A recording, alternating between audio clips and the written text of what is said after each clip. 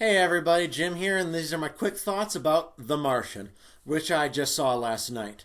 The Martian is a movie directed by Ridley Scott and starring Matt Damon, who plays an astronaut who's stranded on Mars for 4 years and has to survive waiting for a rescue. Overall, what did I think? What did I think of this movie?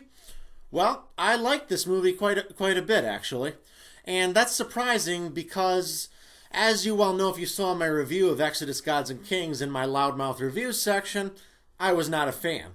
I was totally blown away by how terrible the movie was, and I had lost all faith in Ridley Scott as a director. And I'm one who likes his earlier works, Blade Runner, Alien, great movies, but I thought, man, he totally lost it all. I don't know what happened to him, but he's gone. So I wasn't looking forward to this movie because of that fact, but this movie is a massive, massive improvement over Exodus Gods and Kings. This is a very good movie. I won't call it great, but it's quite good.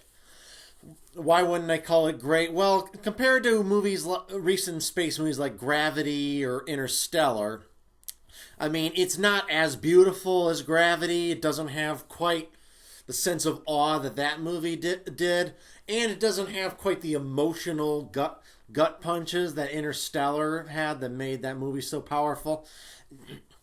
And which this movie kind of felt a little more plain than that. Like, the situations could have felt more powerful than they ended up coming across on screen.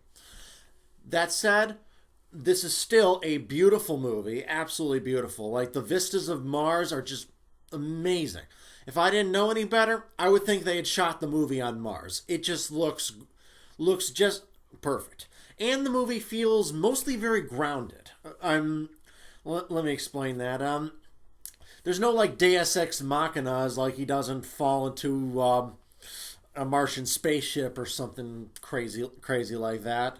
No, it really feels like if someone was stranded on Mars in the not too distant future, this is what he would need to do to survive.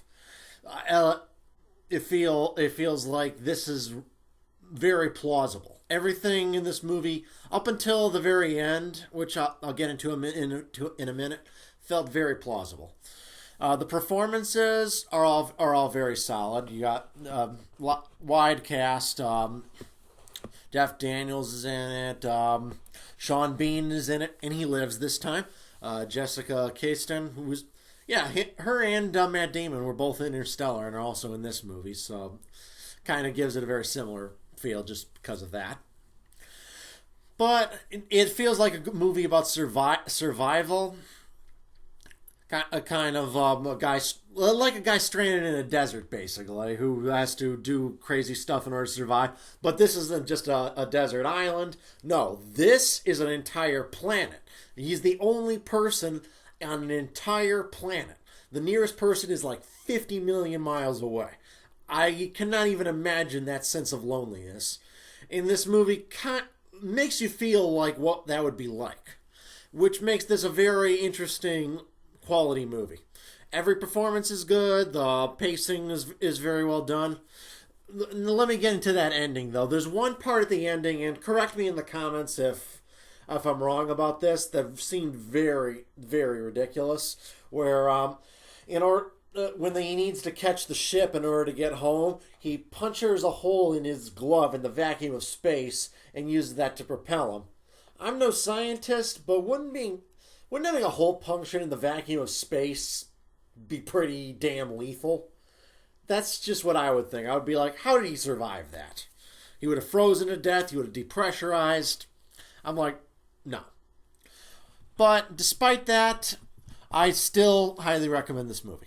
It's a good flick, good science fiction, good performances, good drama, all around good movie to see this weekend if you're looking for something to see. This is Jim signing off.